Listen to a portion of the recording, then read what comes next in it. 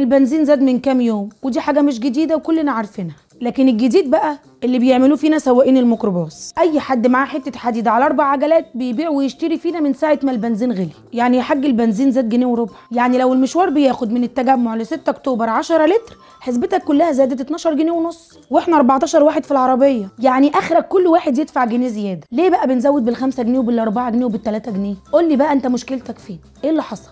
المفاجأة التانية بقى ان 80% من ميكروباصات مصر شغالة بالسولار، وده ما زادش اساسا، سعره زي ما هو.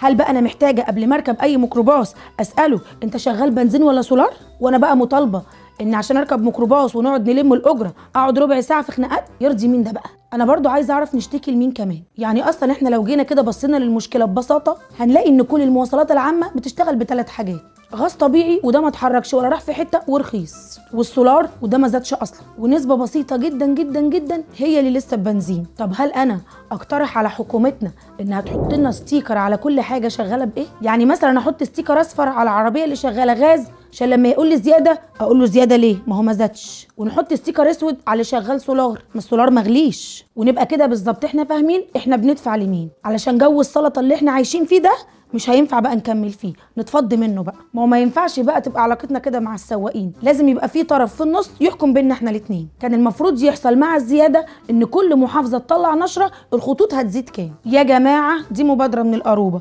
نزلوا لنا فرد في كل موقف يظبط الموضوع ده. يعني انا لما السواق يغلي وانا مش عاجبني اروح اشتكي لمين في الموقف؟ ولو ما لقيتش اللي اشتكي له، فين رقم التليفون اللي اتصل اشتكي عليه؟ كل ده احنا مش طالبين غير حاجه بسيطه، محتاجين تدخل. احنا يا جماعه مش معارضين لثمن البنزين، لان انا فاهمه ان احنا كده كده بندفع ربع اللتر، وبند دعم الطاقه بياخد رقم كبير جدا من ميزانيه الدوله، فانا مش معترضه حتى لو بقى ب15 جنيه، انا مش معترضه. انا بس اللي معترضه عليه ان انتوا سايبيننا مننا للسواقين. انا بس كل اللي بطلبه علشان ما حدش يفهمني غلط ان احنا نعمل نقطه نظام. انا المفروض كراكب اعرف هدفع كام، والسواق عارف هياخد مني كام، ولو حصل بينا خلاف يبقى موجود شخص، واتساب، تليفون، اي حد يجي يفك الموضوع، علشان بس نسهل الدنيا على بعض ونقل مشاكل الميكروباصات شويه. انا بتمنى من كل اصدقاء القروبه اللي بيشوفوا الحلقه دي دلوقتي شيروها، يمكن صوتنا يوصل للمسؤولين ونلاقي حل للوقت اللي بيضيع في وقفتنا في الطابور على ميكروباص والفلوس اللي بتضيع. ولحد ما ده يحصل ونلاقي حل للموضوع ده، تعالوا نتفق على حاجه: اللي يقدر يستخدم المترو